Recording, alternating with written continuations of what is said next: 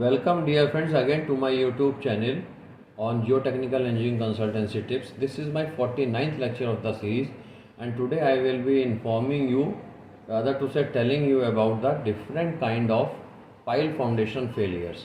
How the pile foundation fails. Now these are 8 points which I have jotted down here. The number 1 is the bearing resistance failure. Number 2 is the insufficient compression resistance failure. Number 3 is the failure in the ground due to transverse loading. Number 4 is the structural failure of pile in compression tension, in bending, buckling or shear, which are the kind of transverse failures. Number 5, it may be a combined failure, say combined failure in ground plus in pile foundation due to any error in its design or something else, and in the structure, that is the connecting structure, which is often called as combined failure, that is the pile foundation fails in all 3 aspects.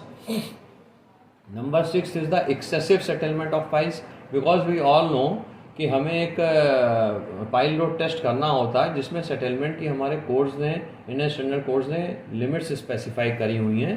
तो the pile should not be allowed to settle more than what the Indian standard codes have suggested, और it may be due to heave of the soil beneath the pile foundations where the piles are being rested, or due to any lateral movement on the piles.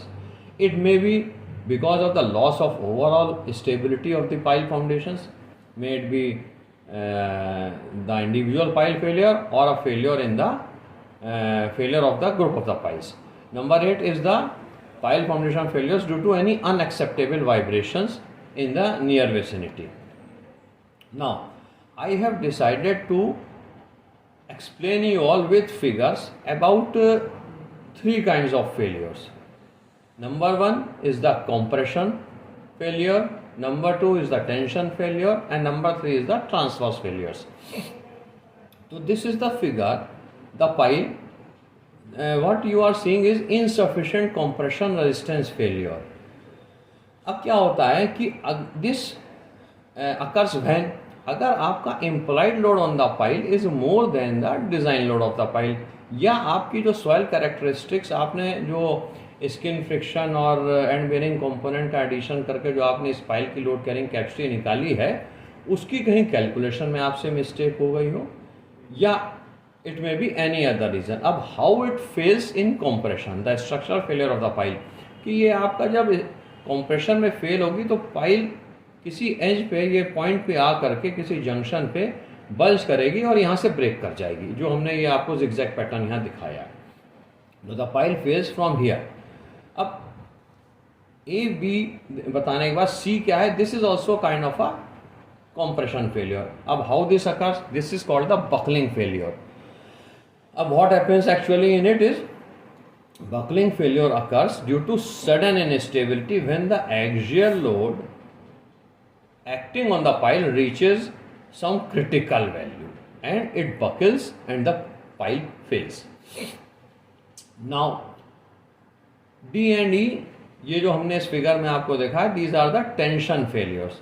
अब how does these piles fail? क्या होता है कि there are certain kind of pile foundations which are being designed for only uplift load carrying capacity of those piles. Just like for example कि जो हमारे solar power plants लगते हैं, तो हमारी जो पाइल फाउंडेशन पर जिस पे सोलर पैनल रेस्ट करते हैं तो बहुत लाइट वेट फाउंडेशंस होती हैं, तो वो पाइल्स हमारी डिज़ाइन होती हैं फॉर विंड फोर्सेस एट्सेट्रा.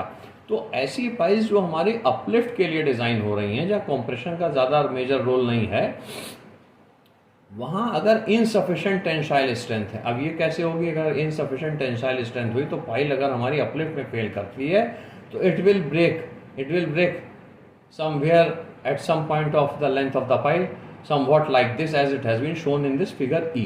तो D और E में क्या है, it is the pile fails in tension. अब इसके बाद क्या है, F, G, H are the transverse kind of failures. अब F में क्या है, this is the failure of pile due to transverse loading. How does it occur? Whenever any liquefaction induced earthquake occurs, तो हमारा एक लेटरल स्पेट्स एक्ट करता है pile पे. लिक्विफेक्शन इंड्यूस्ड अर्थक्वेक में the lateral forces acts on the pile जिसकी वजह से ये ट्रांसवर्स लोडिंग ज़्यादा हो जाती है पाइल्स की, and the pile fails in transfer direction. जैसे ये हमारी वर्टिकल पाइल है तो ये तिरछी हो जाएगी एंड यहाँ सॉइल हीव आउट करेगी और ये पाइल फेल कर जाएगी। तो this is the failure due to transverse loading. After that there are two more kinds of transverse pile failures. One is the bending failure, other one is the shear failure. अब क्या होता है हमारा bending failure और shear failure में? What actually happens is that this is being depicted here as G and H कि the lateral loads when acts on the pile which may be either due to inertia loads or the kinematic loads or a combination of both. तो हमारा bending failure में क्या होता है कि ये pile थोड़ी सी बेंड करती है और just below the ground level, जो कि हमने इस मार्क से दिखाया हुआ है, ये यहाँ हमारी बेंड करके फेल हो जाएगी दो पार्ट में। It will fail in two parts like this after bending and it will break from this very point. अब the other one is the pile fails in shear at the ground level, कि उसका जो ground level का top portion है वो यहाँ से cut होकर के या शियर फेलियर क्या होता है ऐसे एक्ट करता है, तो ये हमारी पाइल ऐसे फेल हो जाती है। तो डियर फ्रेंड्स, मैं आपको एक लास्ट चीज़ और बताना चाहता हूँ कि ये जो मैंने आपको इंडिकेट करा था यहाँ, ये हमारा क्या है कि जो मैंने क्रॉस बनाया हुआ है यहाँ, तो बेसिकली क्या है कि ये हमारा ग्राउंड लेवल हम इंडिकेट कर रहे हैं।